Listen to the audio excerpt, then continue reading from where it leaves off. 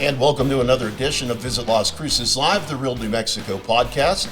My name's Ed Carnathan, your host, and we're in a wonderful setting here at the Rio Grande Theatre. Our good friend Ross Marks. Ross, how are you today? I'm doing great. It's exciting to be here. We're going to talk about the Las Cruces International Film Festival going strong for how many years now? Will be our 11th year. 11th year. April will be our 11th year.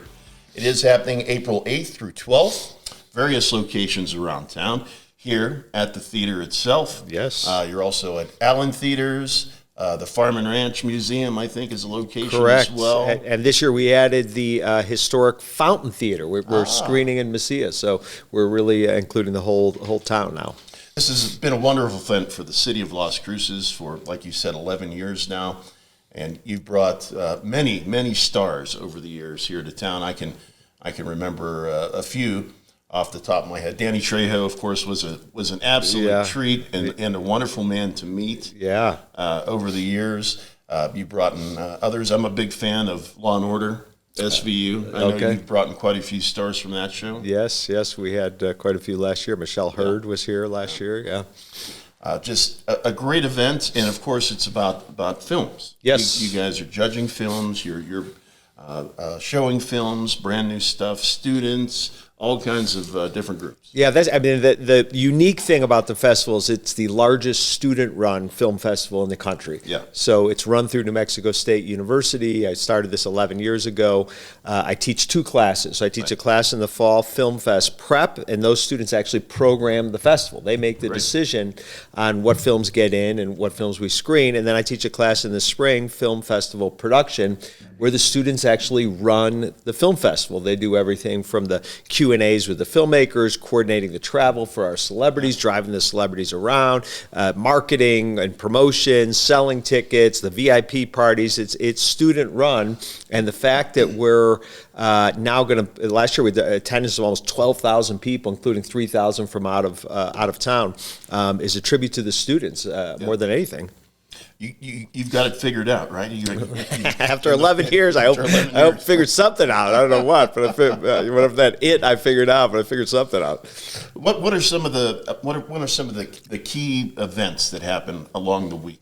So for this year's festival, big deals. Our opening night film, we just announced it. It's a film called She Dances with Steve Zahn and Ethan Hawke, and really excited that Steve Zahn's going to be in attendance. It's a beautiful film about a father and a daughter and about dance and music, and so that's our opening night film. The fact I'm a big Steve Zahn fan. The fact that he's going to be here is exciting. And then on Thursday, of course, we start screening films all day from 10 in the morning till 10 at night, and we have Michael Rooker in town from Guardians of the Galaxy, and Michael's going to speak on campus at 2 o'clock to the students and anyone in the community that wants to hear what he has to say. Then we screen Guardians of the Galaxy 2.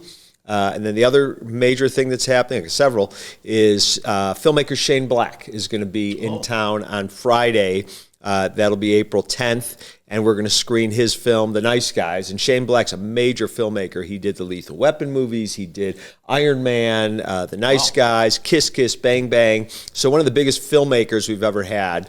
On Saturday, we're doing a panel right here at the Rio Grande inside the world of horror, about horror movies with several major names in the horror film world. We're going to do also here at the Rio Grande an acting workshop. And then at our awards ceremony, we're going to honor Academy Award nominee actor Bruce Davison. So we've got a lot of great guests. We've got 168 movies we're screening, the most we've ever screened. Wow. As I mentioned, we just added the Fountain Theater, so we now have 5 screens in town that we're using. So it's going to be amazing. If people like films, it's definitely the place to be. The film festival. If you're a movie lover, then definitely this is an event you don't want to miss. Yeah, and years ago, you talk about guests we brought in. I was fortunate enough to have a couple of my films premiere at Sundance. And been to Sundance several times, and it was the premier showcase for independent films. And Sundance kind of lost its way. It's not that way anymore, sadly. So that was one of the reasons why I started this, is to create a home for independent filmmakers, to create a showcase for independent film. And Brendan Fraser came in to the festival, and we gave him an award, and we got his award, and he said, "This festival reminds me of Sundance in the 90s. This film festival is the Sundance of the Southwest. That's great. And he said that, and two things happened. Number one, I started crying. And number two, I thought that's our kind of name, Sundance of the Southwest. And that's kind of stuck, and that's really been, Redford passed away. I had the chance to meet Redford when I went to Sundance both times. I had a breakfast and a lunch with him. And his idea to create a home for independent filmmakers, films without distribution, films without big stars, films without big budgets, share them with audiences, and that's really the core of what our festival is. Definitely, you guys are filling that niche, and you're able to provide that. And I'm sure, all the independent filmmakers that are out there right now are so thankful that you guys are still doing this. Yeah, it's important to me. In addition to running the film festival, in addition to teaching at New Mexico State University, I'm also a working filmmaker, an independent filmmaker. So I know how hard it is to get these movies made. I know how hard it is to get into a festival. I know how hard it is to find an audience. So if I can make that happen for independent filmmakers, young filmmakers, then I feel like I'm doing something right. In fact, right now, while we're talking, you have a film in town that's going on. Yeah, right now. I'm producing a movie called Counter-Strike. Really excited. Michael Jai White, action adventure. What's great about bringing movies to town, and the reason why I do that is it creates jobs, right? So we've got over 50 Las Cruces working, getting paid as crew, getting paid as extras, showcasing our community. The film industry is exploding in southern New Mexico. We've got the rural tax lift, which is a 40% rebate, which is a big reason. And the city and the county are so accommodating and so supportive of the film industry, and that's why it's thriving. This is a great aspect of tourism, which is what this podcast is all about, talking about the different aspects of tourism. And the film festival, a great tourism driver. Having films here in town, a great tourism driver. So you're definitely helping out, and we appreciate that. Yeah, film is tourism. It's in a lot of ways. I mean, number one, the film festival last year, we had 3,300 people come in for the festival from outside of 100 miles. So that equates to heads and beds. We're selling the town. The film festival is the second largest event in southern New Mexico, behind the state fair. So it's for our community. I do it very much for this community that's been so good to me, but I also do it because I want to showcase our community. We bring in this year, like I said, we program 168 films, so we'll have probably over 100 filmmakers in attendance mostly from out of town, and they come, they see our town, they see how amazing it is, and then they say, I think I want to shoot my next movie here. So we've had over 12 films made in Las Cruces. That's Genesis was the film festival. Filmmakers who came here, fell in love with town. At the town and said, I'm going to shoot a movie here. So between the film festival and filmmaking, making movies here, people see a movie that's shot in Las Cruces. They say, hey, I want a set jet where I go to a location where a film was shot. They share it on social media. It's an organic way to promote the community. So film and the film festival is tourism. You guys have a website where everybody can find all the information about the event coming up. Yes, LasCrucesFilmFest.com. That has our schedule. That has a link to buy tickets. Of course, we've got our poster party coming up, which is March 6th at the Farm and Ranch. Local artist Asia Thomas Mandelman created a beautiful work of art. So we're going to showcase that, unveil it. That becomes kind of the look of the festival. That poster, that work of art she creates. But on our Film Fest website, LasCrucesFilmFest.com, everything you want to know about the film festival is there.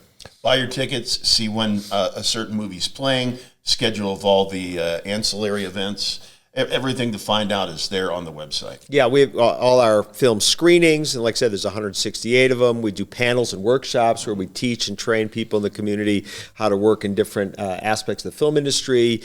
Talks with big name celebrities like Michael Rooker and Bruce Davison, and the horror panels. So there's lots of exciting things for everybody of all ages, who have different interests in film, all genres. Everything's represented. This is so important for the kids. I know we talked about that earlier and how you get the kids to help run the event and to plan the event. But this is definitely a big training start, a big training block for these kids. Yeah, the film festival is as much a classroom and a learning lab as it is a film festival. So these students get real world experiential learning, and they go into it, and I'm teaching the class now, we just started a couple weeks ago, they go into it kind of scared and nervous and shy, and they come out of it totally transformed and changed. And it's also, the film festival is a networking event. There's all these filmmakers here, producers, writers, directors, cinematographers, production designers, and so the students get to network and interact with all these industry professionals, and oftentimes, many times, it leads to a job. So it's a great stepping stone for them into a career in the entertainment industry. And I'm sure you've had some students that have worked here, that have been under your tutelage, and they go on to have successful careers. I'm sure that's very satisfying for you. Oh, very much so. The thing for me that really motivates me is I walk into the film festival, I see all these people, but I see the students working, running around, doing this, doing that, and I see them just, lit up with excitement, enthusiasm, energy, and they really come into their own. It's a coming of age for them, and when I see that, I say, this is why I do it. This is what motivates me. This is why I have to keep doing it. 11 years in, I never, when I started this, it was the idea that I would do an independent film festival with the students, for the students. I never imagined 11 years later it would be the huge event that it's become. But again, it's a tribute to the students. If you empower young people, if you give them the opportunity, if you give them the tools, if you give them the resources, they will rise to the occasion and create something special. And in this case, it's the Las Cruces International Film Festival. I would be remiss if I didn't bring up Mark Menoff. Of course, he was your mentor, I'm sure. Very much so, yes. I knew of him for many years, being friends with Bobby and Rachel, and getting to meet him several times. What a wonderful man. Yeah, so I was a student at UCLA. I wanted to be an actor. Started dating Mark's oldest daughter, Deborah, right, who's now my wife of 35 years, been together 38. And I was doing a play, and she said, "Can I bring my dad?" And I said, "Wow, this is it. This is my big break." Mark Menoff, just nominated for an Academy Award for Triple Lesser God, is going to watch me to play. And so Mark and Deborah saw this play I did at UCLA. Then we went to dinner, the three of us, and I said, "Well, what do you think?" And I thought he was going to say, "You're amazing. I'm going to put you in a movie just like I did Neil Patrick Harris." And he said, "Boy, you need a lot of work." He said, "You need a lot of work." I said, "Really? Wow, okay. Well, what do you recommend?" He said, "I recommend you leave UCLA, transfer to New Mexico State University, work with me for 2 years, and at the end of 2 years, I'll tell you if you have any talent or you should go work for your father." So I transferred to NMSU, and that really changed my life because I worked with Mark for 2 years. I fell in love with Las Cruces. Las Cruces embraced me, and it was always my plan, even though I went to LA, went to film school, the American Film Institute, made movies in LA. But we moved back here almost 20 years ago now. I've been teaching and making movies. It was always my goal to kind of continue Mark's legacy of giving to Las Cruces in terms of the arts. I mean, Mark was largely a theater. For me, it's film. But I wouldn't be here. The film festival wouldn't be here. The arts community wouldn't be here without Mark showing a path and telling us to follow him.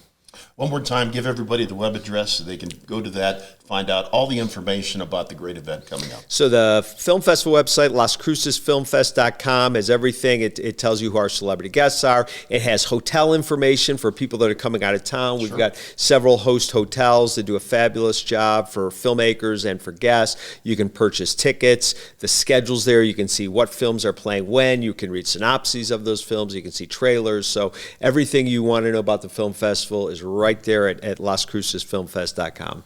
Well, Ross, we're going to ask you the final question. Okay. We ask everybody here. This is part of our Las Cruces podcast, Visit Las Cruces, the Real New Mexico podcast, and that is if you've met somebody that wasn't from Las Cruces and then they've never been here before, what is that you would tell them that your favorite thing about our area is?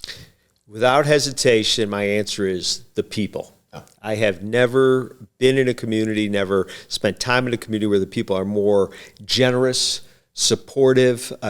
Just the film festival is a perfect example. When I go to someone in town, a business owner, and I say, "Can we have a party at your restaurant? Would you?" Everybody says yes. This is Las Cruces is the land of yes. When I make a movie here, can we shoot at your house? Yes. Can we borrow your car? Yes. Would you please be in the movie? Yes. So this is the most generous, supportive community that I've ever been involved in my life, and that's I'm leaving here to go location scouting with a bunch of producers and directors for another movie, and that's the selling point, is you will not find a more supportive, more gracious community than Las Cruces. So the best thing about Las Cruces are the amazing people. Well, Ross, thank you very much for being part of our show. We appreciate you coming on, and we know that the film festival is going to be a great success once again. Well, thanks for having me, and I expect to see you at the theater. I will be there, absolutely. I have given out awards the last several years, and hopefully we'll be there once again to hand out another award. And I'm still waiting on that call when you're going to do the movie about the sports announcer. Come on. Yeah, I'm working on it. We'll have you play Chick Hearn. All right. Very good. I appreciate it. Ross, thank you very much. Thanks, Ed. All right, that's going to do it for another edition of Visit Las Cruces Live, the Real New Mexico podcast. I'm Ed Carnathan, your host. We'll see you next time right here